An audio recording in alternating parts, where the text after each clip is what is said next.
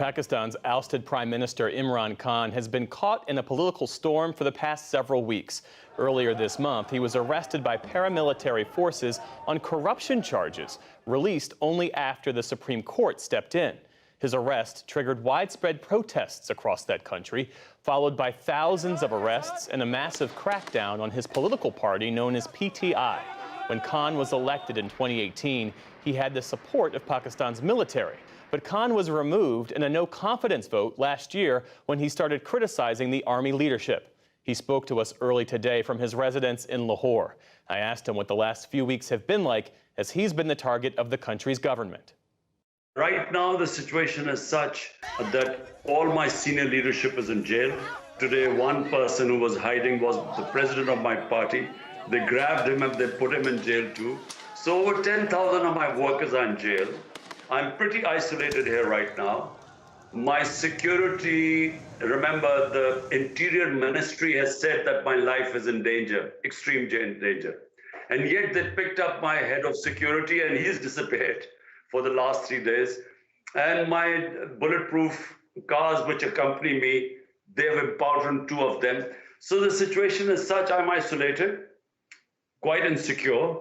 All my senior leadership in jail, or they have told them that, look, anyone who wants to come out, he has to renounce his membership of my party.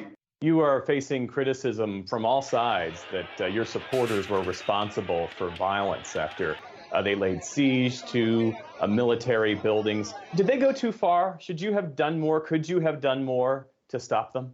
Well, firstly, I didn't even know what was going on because I was thrown into jail. So 4 days, I had no idea I was cut off, no news, no mobile phone, nothing to know what was happening. The first I found out was when I was presented in the Supreme Court. And that's when the judge asked me, I said, for 27 years I've been in politics. We have never broken the law. We have always stayed within the Constitution. All our protests have been peaceful, which a political party is right. It's our right to protest peacefully. So what happened on this day? I have asked for an independent inquiry. The Supreme Court must hold an independent inquiry. We feel the arson was deliberately done. We feel that it was like Hitler in 1933 used the arson on the German parliament as a means to crack down on the communists, and he eliminated them. You're saying it wasn't your supporters who were responsible for the arson? Well, there are CCTV cameras. There should have been a proper investigation. How can you be judge, jury, and executioner and then go after the whole party? So 10,000 of your workers who had nothing to do with arson. There were only a few hundred people who possibly were involved. So this is an excuse really to go after the party. The army has said that those responsible for the violence will be tried under military law. The proceedings are held in military courts, on military installations. The courts are run by military officers.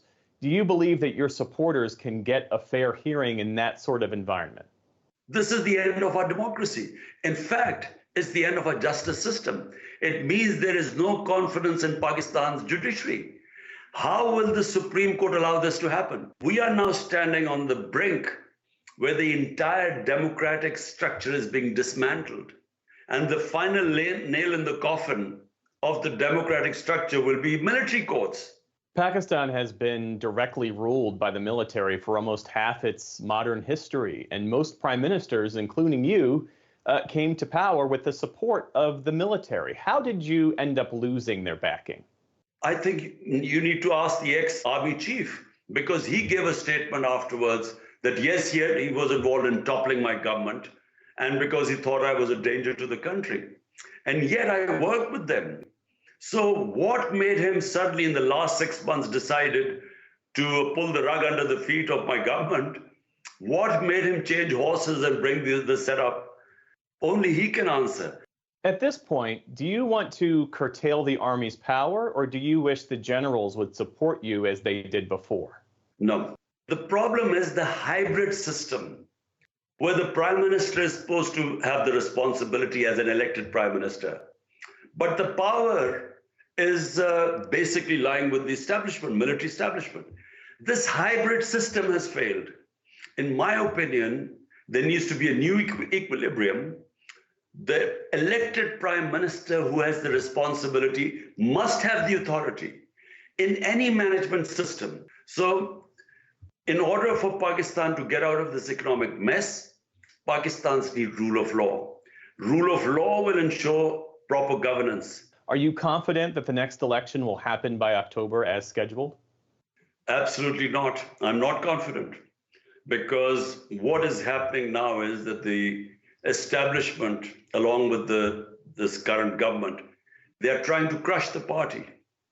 They are trying to ensure that PTI, my party, will not win. And so there are 150 cases slapped on me. And what they are hoping is that either I'll be in jail by then, and most of my leadership, they will try and turn, like they're saying, like some of our senior leaders who were in jail came out and said that, look, we are no longer part of the party, because that was the condition they could come out of jail and all charges be dropped.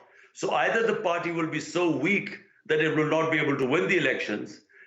The only way elections will be if PTI cannot come into power. And that's why, if by October it's not the case, they feel that PTI will still win, I don't think there will be elections. What role should the U.S. take in this situation, if at all? In the past, you've criticized the U.S. for interfering in your country's affairs. Countries have to solve their problems from within. But all I want the U.S. to say is what their professed values are all over the world, where they say we stand with democracy, rule of law, constitutionalism, fundamental rights, against custodial torture. That's all we want them to say. You know, when they speak about China or Russia or Hong Kong, they talk about all these things. Well, here is a classic example that the democracy is being rolled back and all these things are happening. So I think that's where they should be consistent. Do you see a peaceful or negotiated way out of this situation? Possible. I think we have reached an impasse, because despite doing everything, the party's popularity has just grown. I mean, the latest report is it's 70% rating in Pakistan. It's unheard of in our history. So will they keep on this course of trying to crush a popular political party? Or will they sit down and work out on some sort of a settlement? I think at some point sense will prevail. I'm an optimistic, and I think then we would come to some sort of an understanding. Imran Khan is the former Prime Minister of Pakistan. Thank you so much for your time. My pleasure.